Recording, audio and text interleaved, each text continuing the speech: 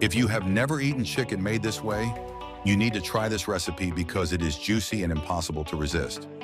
Start by cutting 3 potatoes into cubes and cooking them in water until soft, then drain and mash with salt and black pepper. Sauté green, red, and yellow peppers in olive oil and mix them into the potatoes, then spread everything in a baking dish. In a bowl, mix cream mustard salt, black pepper, garlic powder, and turmeric.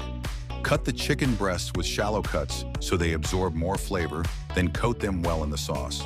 Place the chicken over the potatoes, cover with foil, and bake at 200 degrees for 40 minutes. Add grated cheese and bake again until golden.